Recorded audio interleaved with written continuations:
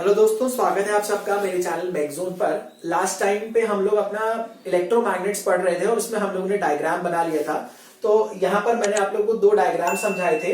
एक इलेक्ट्रोमैग्नेट ये है हमारा, एक इलेक्ट्रोमैग्नेट के, और हमने देखा जैसे ही करंट इलेक्ट्रिसिटी पास करेंगे वो आपका जो सॉफ्ट आयरन का पीस है वो आपकी एक मैग्नेट की तरह बिहेव करने लगेगा। इसके एडवांटेजेस भी हम लोग ने देख लिए थे। सबसे पहला एडवांटेज क्या है, मैग्नेटिक फील्ड स्ट्रेंथ जो है उसकी वैरी कराई जा सकती है। कैसे वैरी कराएंगे, नंबर ऑफ टर्न्स को वैरी करा दे, दूसरा या करंट को वैरी करा दे, तो इससे हमारी मैग्नेटिक फील्ड स्ट्रेंथ हमारी वैरी हो सकती है।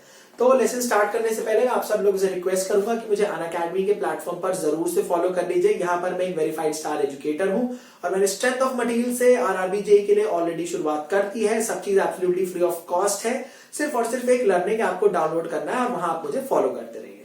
ऑलराइट, तो अब यही से हम लोग अपना डिस्कशन शुरू करते हैं। तो एडवांटेजेस तो मैंने आपको बता दिए थे और इसकी मैग्नेटिक फील्ड को चेंज करने का भी तरीका मैंने बताया कि अगर हम नंबर ऑफ टर्न्स को बढ़ा दें तो हमारी मैग्नेटिक फील्ड स्ट्रेंथ बढ़ जाएगी, या हम करंट को बढ़ा दें तो भी हमारी मैग्नेटिक फील्ड स्ट्रेंथ यहां पर इंक्रीज हो जाएगी। ठीक है, अब हम लोग देखते हैं इसके यूजेस क्या क्या होते हैं, इलेक्ट्रोमैग्नेट्स के यूजेस क्या क्या होते हैं। देखिए, सबसे पहला यूज क्या है, जब कोई एक्सीडेंट होता है और किसी के आंख में कोई आयरन का पीस घुस जाता है ना, बहुत मान लीजिए बुरी तरीके से आयरन का पीस घुस गया, तो सर्जरी करने के लिए वहां पर हम लोग एक स्ट्रॉन्ग इलेक्ट्रोमैग्नेट को यूज करते हैं और आंख में जो भी मान लीजिए चीज घुसा हुआ आयरन का पीस है कुछ भी, उसको हम लोग निकाल लेते हैं। तो पहला चीज है सर्जरी में काम आता है। दूसरा, मान लीजिए किसी रोड पर एक्सीडेंट हो गया, बहुत हैवी ट्रक है जो हट नहीं रहा है नॉर्मली, मतलब मैनुअली नहीं हटा सकते उसे और मशीन से भी बहुत मुश्किल हो रही है, तो उसको भी किससे हटाएंगे हम लोग, एक स्ट्रॉन्ग इलेक्ट्रोमैग्नेट की मदद से उसको भी हटा सकते हैं। ठीक है, तो और ये दो तरीके थे, मतलब दो यूजेस है। तीसरा क्या है, आयरन जैसे मान लीजिए कहीं हमें आयरन को लादना है किसी ट्रक में, ठीक है, तो उसको लादने के लिए भी या उसको उठाने के लिए भी हम लोग क्या यूज कर सकते हैं, स्ट्रॉन्ग इलेक्ट्रोमैग्नेट का यूज करके आयरन को लिफ्ट कर देंगे और उसको ट्रक्स में लोड कर देंगे। ठीक है, ये हो गया हमारा। और कई सारे इलेक्ट्रिकल डिवाइसेस पे भी हमारा इलेक्ट्रोमैग्नेटिक यूज होता है, लाइक इलेक्ट्रिक बेल में यूज होता है, इलेक्ट्रिक ट्रैम में होता है, मोटर में होता है, माइक्रोफोन, लाउड स्पीकर, ये सारे डिवाइसेस ऐसे हैं जिसमें हमारा इलेक्ट्रोमैग्नेट यूज होता है। ठीक है, तो ये हो गया हमारा ऑल अबाउट इलेक्ट्रोमैग्नेट। इतना ही हमें पढ़ना है, इससे ज्यादा बहुत जरूरी नहीं है। तो अगर हम डिफरेंशिएट करें परमानेंट मैग्नेट और इलेक्ट्रोमैग्नेट में, तो परमानेंट मैग्नेट की तो मैग्नेटिक फील्ड परमानेंट होगी, लेकिन एक इलेक्ट्रोमैग्नेट की मैग्नेटिक फील्ड टेम्परेरी होती है। क्यों? क्योंकि जैसे ही आपने करंट हटाया मैग्नेटिक फील्ड हट जाएगी, और आपने करंट को रिवर्स कर दिया तो मैग्नेटिक फील्ड की पोलैरिटी, मतलब जहां नॉर्थ था वहां साउथ हो जाएगा, जहां साउथ था वहां पर नॉर्थ हो जाएगा। ठीक है, तो ये सारी चीजें थी हमारी मैग्नेटिक इलेक्ट्रोमैग्नेट के बारे में। ठीक है, अब देखते हैं हमारा नेक्स्ट जो हमें टॉपिक पढ़ना है इसी के बेसिस पर, मतलब क्या था हमारा, force acting on a current carrying conductor placed in a magnetic field. जब भी कोई कंडक्टर जिसमें करंट बह रहा हो और उसको हमने मैग्नेटिक फील्ड में रख दिया, उस पे आपका एक फोर्स लगने लगता है। इस चीज को यूज करके हमने बनाया एक डिवाइस जिसका नाम है इलेक्ट्रिक मोटर। ठीक है, इलेक्ट्रिक मोटर पढ़ना है। तो देखिए यहाँ पर क्या है, एक ये आपका सॉफ्ट आयरन कोर है। ठीक है, ये आपका सॉफ्ट आयरन कोर है, ये हो गई आपकी मैग्नेट, हॉर्स मैग्नेट है।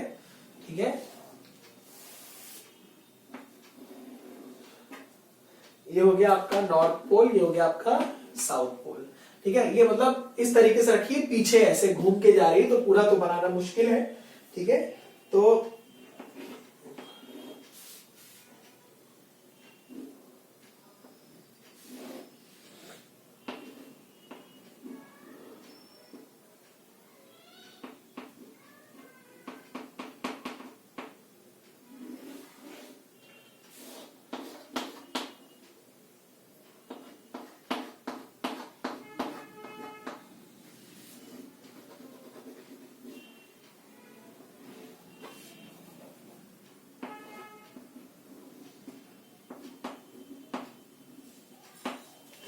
ये है हमारे डायग्राम इलेक्ट्रिक मोटर का। अब इलेक्ट्रिक मोटर में हमने क्या दिया, देखिए आपकी ये है नॉर्थ पोल, ये है साउथ पोल, तो मतलब मैग्नेटिक फील्ड का डायरेक्शन क्या हो जाएगा, ये। मोटर का काम क्या होता है, मोटर आपकी कौन सी एनर्जी को किस में कन्वर्ट करेगी, मोटर आपकी कन्वर्ट करेगी इलेक्ट्रिकल एनर्जी को किसमें कन्वर्ट करेगी, मैकेनिकल एनर्जी में। तभी तो आपकी जो पानी का मोटर या फिर पंप होती है, जब आप उसे चलाते हो तो वो इलेक्ट्रिकल एनर्जी उसमें सप्लाई करते हो और पानी को वो खींच के पहले माले से कहां पहुंचा देती है, 7वें माले पे। ठीक है, तो यहाँ ये आपका एक तरीके का इलेक्ट्रिकल एनर्जी को कन्वर्ट कर रही है हमारी मैकेनिकल एनर्जी में। ये हो गया नॉर्थ पोल, मतलब ये हो गया डायरेक्शन ऑफ फील्ड। ठीक है, इस डायग्राम में देखिए यहां पर आपका करंट का डायरेक्शन क्या है, यहां पर ये आपके हो गए S2, ये हो गया S1, ये हो गया B2, ये हो गया B1। B1 B2 आपके कार्बन ब्रशेस हो गए।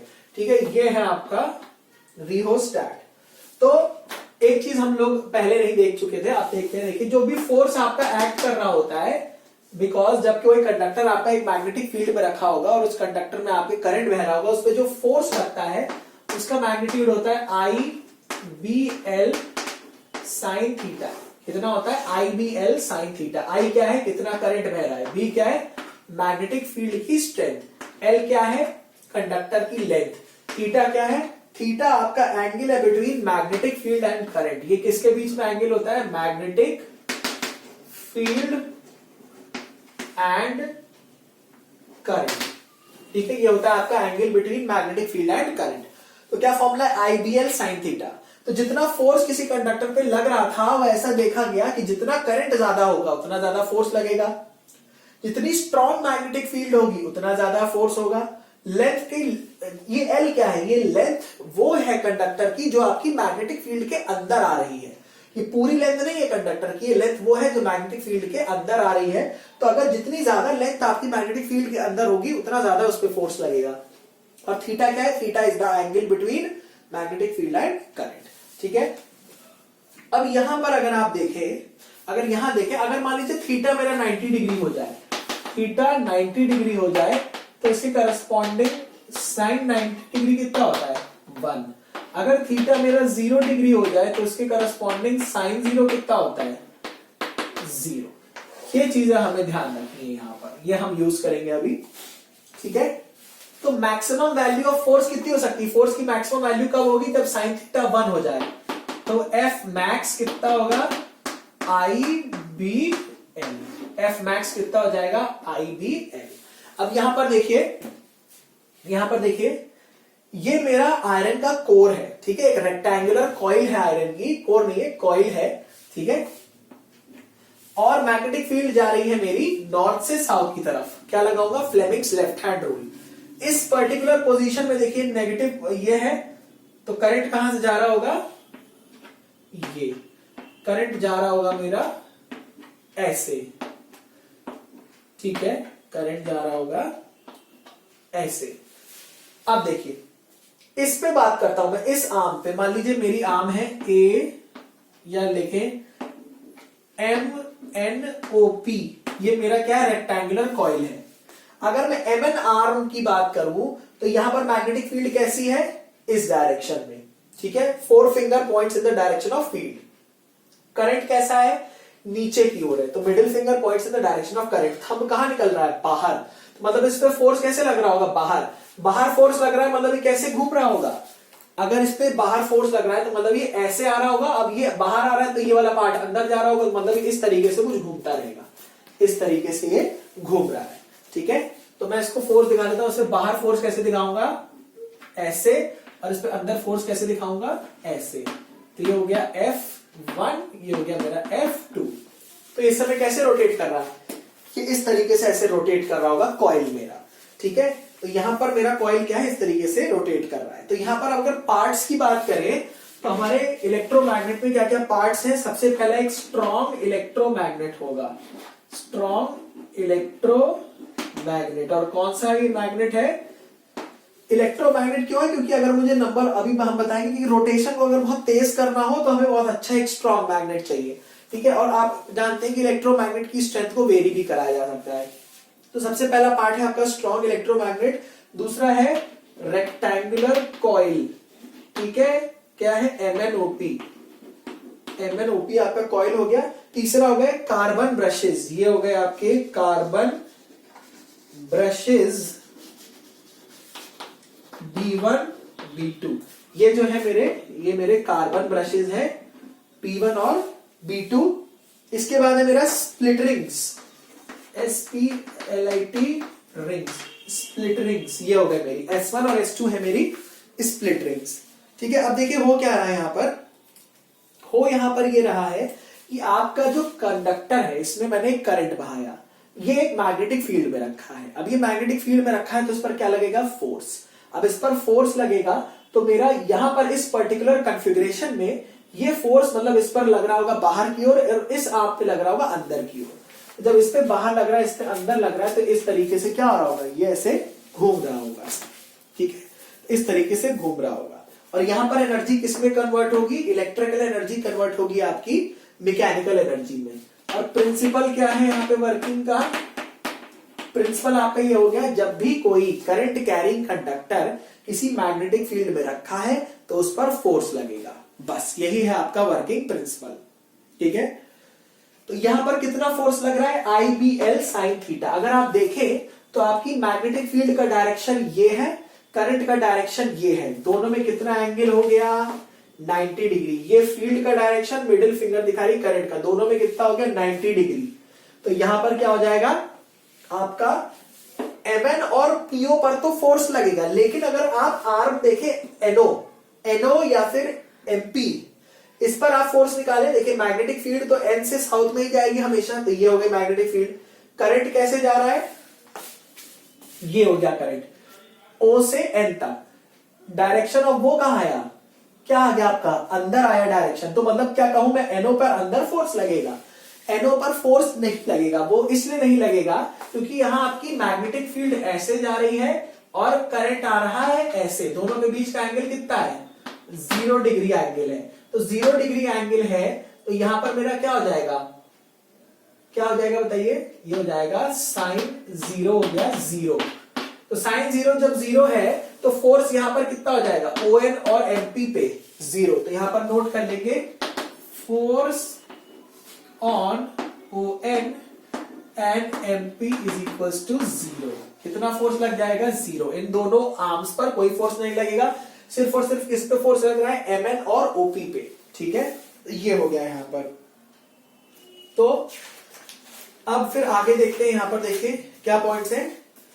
Current arm, current in the arm, MN कैसा है, डाउनवर्ड, PO कैसा है, ऊपर। ठीक है, तो using the Fleming's left hand rule तो हम लोग निकाल सकते हैं फोर्स का डायरेक्शन। ठीक है, फोर्स का डायरेक्शन निकालेंगे फ्लेमिंग्स लेफ्ट हैंड रूल से। अब यहां पर देखते हैं कि कुछ पार्ट्स का यूज क्या होता है, स्प्लिट रिंग्स का यूज क्या होता है। स्प्लिट रिंग्स का यूज क्या है आपका, ये आपके कम्यूटेटर की तरह काम करेंगी। क्या काम करेंगी, कम्यूटेटर। कम्यूटेटर का काम क्या होता है, आपके करंट के डायरेक्शन को रिवर्स करते रहना। करंट के डायरेक्शन को क्या करते रहना, रिवर्स करते रहना। अगर करंट का डायरेक्शन रिवर्स नहीं करेंगे तो ये कैसे रोटेट करेगा, ऐसे ऐसे करने लगेगा। ऐसे ऐसे तो नहीं चाहिए हमें, तो पूरा ऐसे रोटेशन चाहिए। तो अगर हमें पूरा ऐसे रोटेशन चाहिए तो हमें करंट का डायरेक्शन कंटिन्यूअसली क्या कराना पड़ेगा, रिवर्स कराना पड़ेगा। और वो काम कौन करता है, हमारा स्प्लिट रिंग्स। ठीक है, हमारी क्या होती है, स्प्लिट रिंग्स। ये क्या करती है, हमारे करंट का डायरेक्शन कंटिन्यूअसली चेंज करती रहती है। तो इससे क्या होता है, हमारी जो रिंग है, हमारी जो कॉइल है, वो कंटिन्यूअसली क्या करती रहेगी, रोटेट करती रहेगी। अब क्योंकि ये रोटेट कर रही है, ये रोटेट कर रही, तो इसमें क्या होगा, इनर्शिया। कौन सा, मोशन का। तो इसका जो इनर्शिया ऑफ मोशन होगा, तो due to the inertia of rotational motion the direction of torque, इस पर जो टॉर्क एक्ट कर रहा होगा, ठीक है, acting on the coil remains unchanged. और उसी के कारण हमारा जो इस पे टॉर्क का भी जो डायरेक्शन है वो भी क्या रहेगा, अनचेंज्ड। वो किस लिए रहेगा, because of the inertia of rotational motion. ठीक है, तो यहां पर ये हो गया मेरा। तो कंटिन्यूअसली वो क्या करता रहेगा, मेरा रोटेट करता रहेगा। तो रोटेट मतलब इस तरीके से रोटेट करेगा। अगर स्प्लिट रिंग्स नहीं लगाते तो क्या होता रहता है, ये तो रोटेशन नहीं है, ये इस तरीके से हमें रोटेट कराना है। और जब ये रोटेट करेगा तो आपके वैक्यूम क्या क्रिएट करेगा, आपका पंप जो है वो वैक्यूम कंडीशन क्रिएट करता है। और वैक्यूम कंडीशन क्रिएट करता है तो ग्राउंड से वो लिक्विड को सक करेगा और वो एक मतलब अप्रिशिएबल हाइट तक ले जाएगा। ठीक है, तो ये है हमारा। फिर यहां पर देखते हैं कुछ इंपॉर्टेंट पॉइंट्स। तो इंपॉर्टेंट पॉइंट्स में सबसे पहले हमें देखना है ways of increasing the rotation. इसके रोटेशन को कैसे इंक्रीज किया जाए। अगर हम देखिए, आपको पता है F is equals to I B L, ठीक है। तो अगर मैं फोर्स को बढ़ा दूं, तो बहुत तेजी से रोटेट करेगा। तो फोर्स को बढ़ाने का तरीका है करंट को बढ़ा दो। करंट को कैसे बढ़ाओगे? इलेक्ट्रोमैग्नेट बहुत स्ट्रांग वाला ले लो, ठीक है, बहुत स्ट्रांग इलेक्ट्रोमैग्नेट ले लो। दूसरा है मैग्नेटिक फील्ड को बढ़ा दो। तो मैग्नेटिक फील्ड को कैसे बढ़ाएंगे? नंबर ऑफ टर्न्स आपके इलेक्ट्रोमैग्नेट में अगर मैं बढ़ा दूं तो उससे मैग्नेटिक फील्ड स्ट्रेंथ मेरी इनहेंस हो जाएगी। दूसरा क्या है? Area of coil. Area of coil जो है वो क्या कर दो? बढ़ा दो। एरिया ऑफ कॉइल जितना ज्यादा होगा उससे क्या होगा? उस पर लग रहा फोर्स भी बहुत ज्यादा हो जाएगा। क्यों? क्योंकि उसमें से पास हो रही मैग्नेटिक फील्ड लाइंस भी क्या होगी? ज्यादा हो जाएगी, ठीक है। ये हो गया। तीसरा क्या है? मैग्नेटिक फील्ड, मैग्नेट की स्ट्रेंथ बढ़ा दो, ठीक है। मैग्नेटिक फील्ड ये तो हम लोग पढ़ ही चुके हैं। तो ये सारी चीजें हैं, इन तरीकों से क्या हो सकता है? उसका रोटेशनल स्पीड जो है वो बढ़ाई जा सकती है।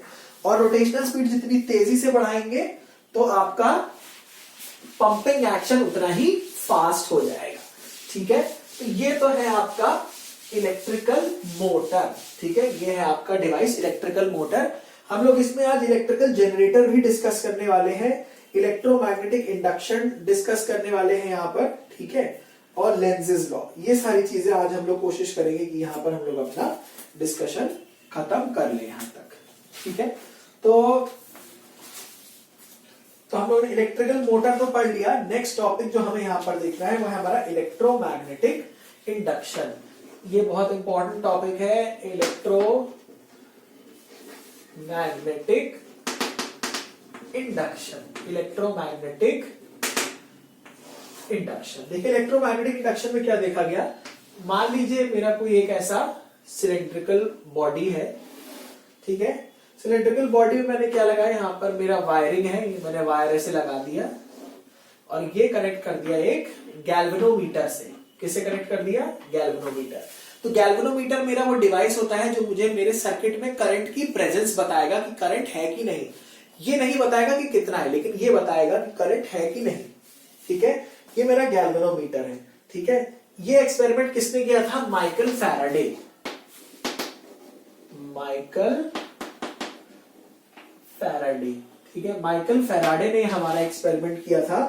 और कब किया था? सन 1831 में किया था लगभग, ठीक है। और एक इनके और साथी थे, एंड जोसेफ, ठीक है।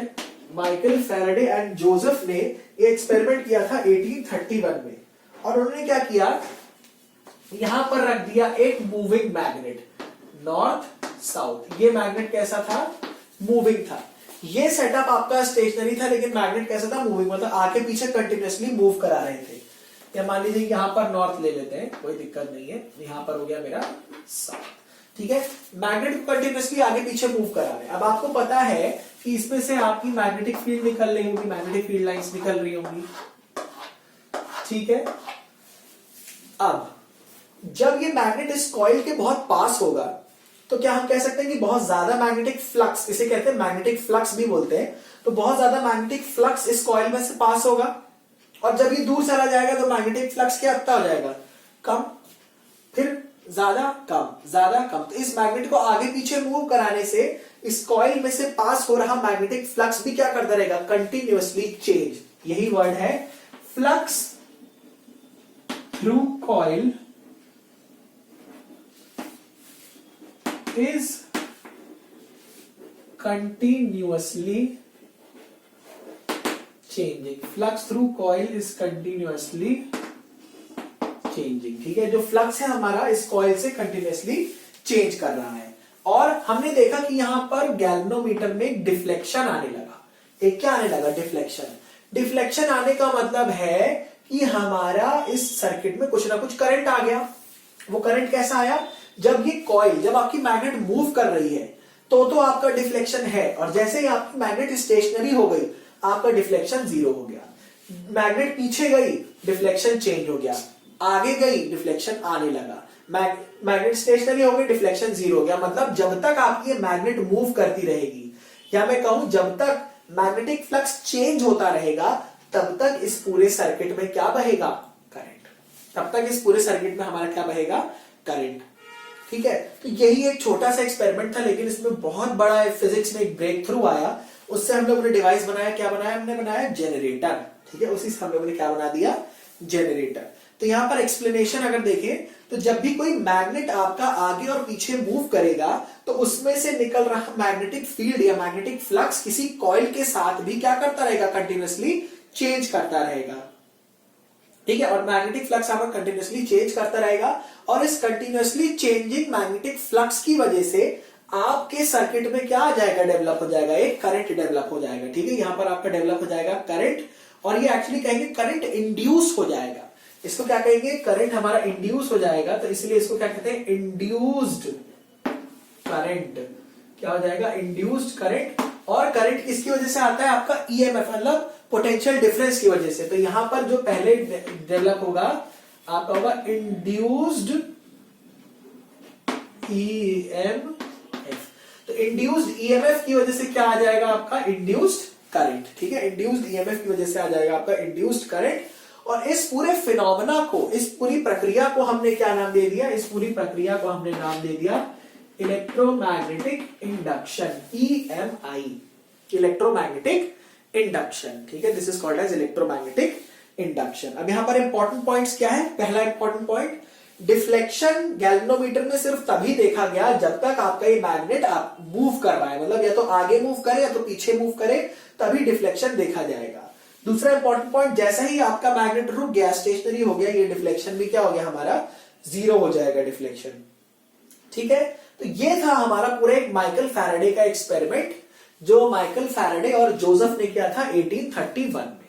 ठीक है, तो इससे यहां हमें पता चला कि जब भी मैग्नेटिक फ्लक्स किसी कॉइल में से चेंज होगा तो उस कॉइल में हमारा एक करंट डेवलप हो जाएगा, और जो हमारा करंट डेवलप हो जाएगा उसको हम कहेंगे इंड्यूस्ड करंट, उसको हम कहेंगे इंड्यूस्ड करंट। और ये करंट कब तक बहेगा, सिर्फ तभी तक बहेगा जब तक आपका ये मैग्नेटिक फ्लक्स कंटिन्यूअसली चेंज हो रहा है।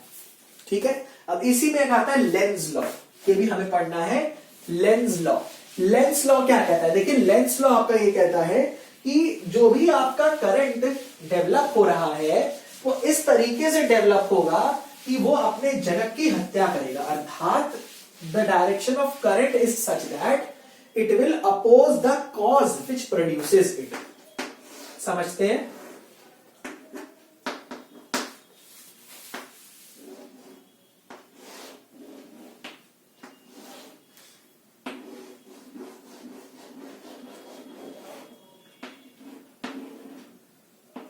ठीक है। अब आपका ये जो मैग्नेट है कंटिन्यूअसली आगे पीछे मूव कर रहा है, और आपको पता है नॉर्थ में से आप फील्ड निकल रही होंगी। ठीक है, सॉरी,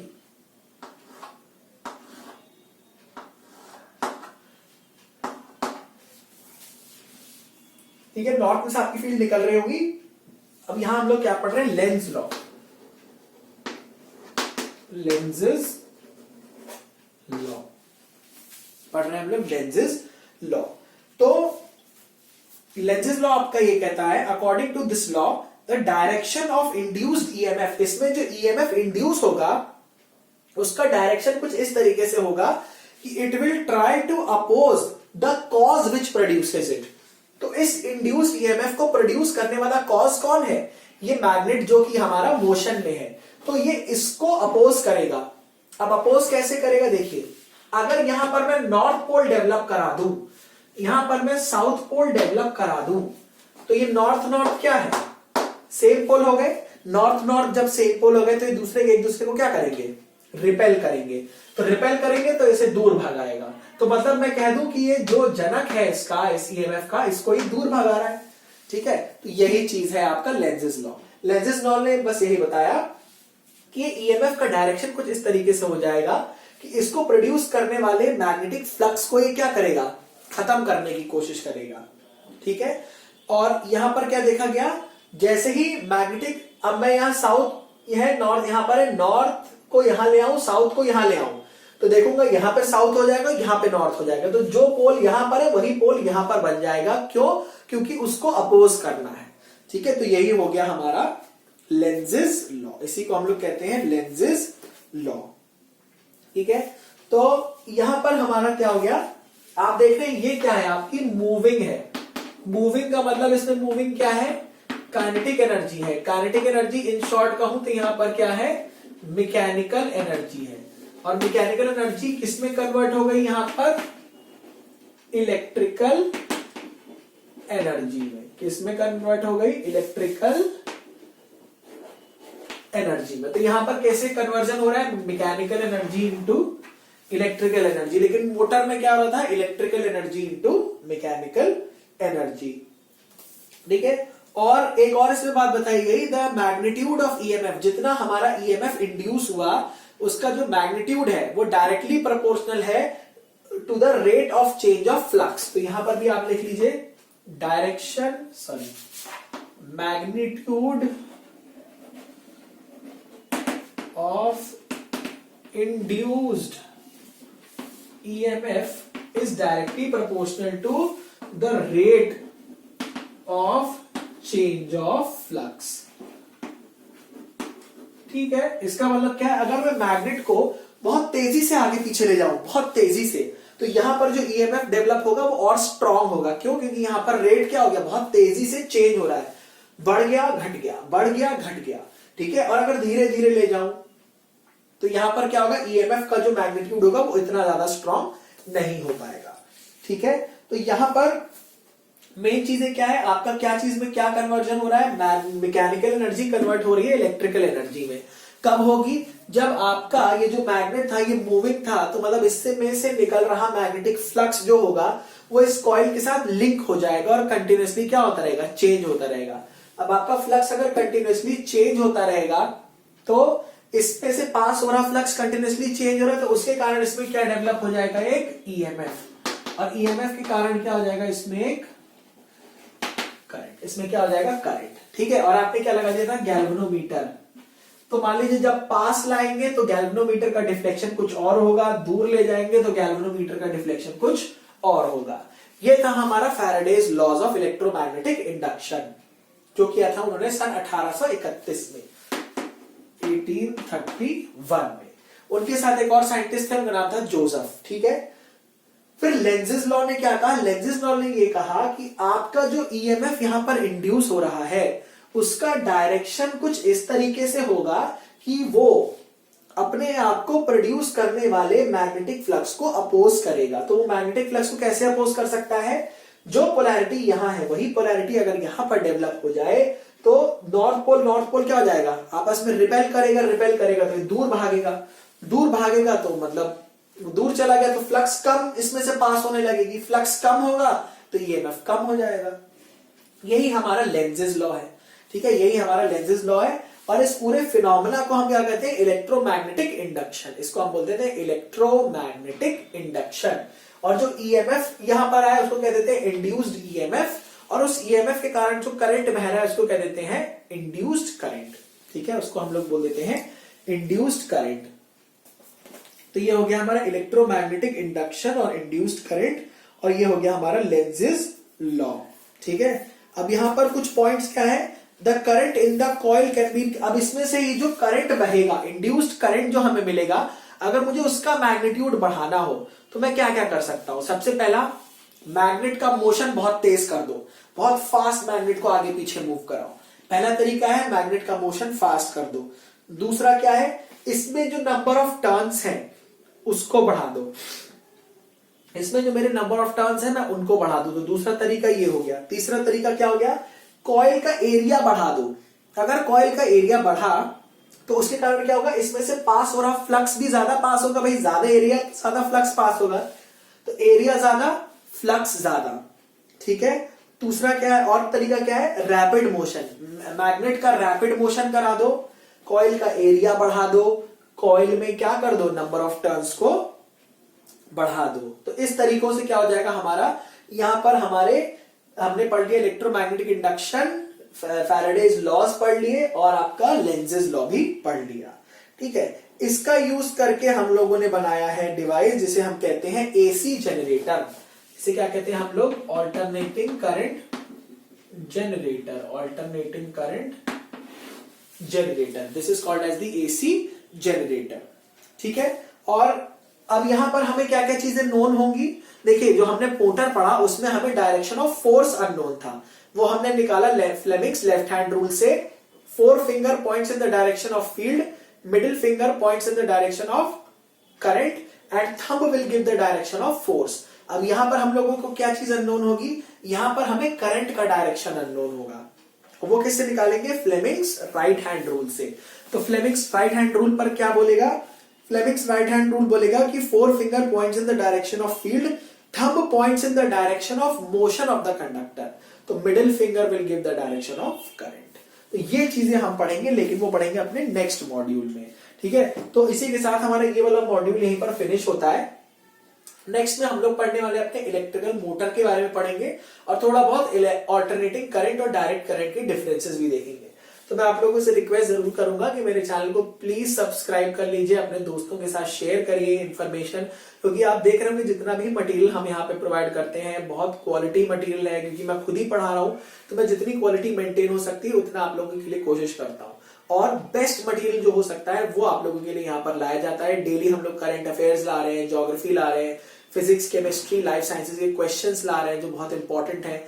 और बहुत जल्दी मैं एक आपके सामने वीडियो भी लाने वाला हूं जो है कौन सी बुक हमें नहीं पढ़नी आरआरबी के लिए। बहुत सारे वीडियोस पढ़े हैं जिसमें बताया गया ये बुक पढ़ लो, वो पढ़ लो, ये पढ़ लो, बेकार है वो सब, इतना नहीं पढ़ना है। और लिमिटेड हमें स्टडी मटेरियल रखना है और अपना फोकस अटेंशन रखना है। तो आप चैनल को जरूर सब्सक्राइब कर लो, अनअकैडमी पर भी मुझे फॉलो कर लो एंड अपने फ्रेंड्स के साथ भी प्लीज इन्फॉर्मेशन जरूर शेयर कर दीजिएगा। Thank you so much.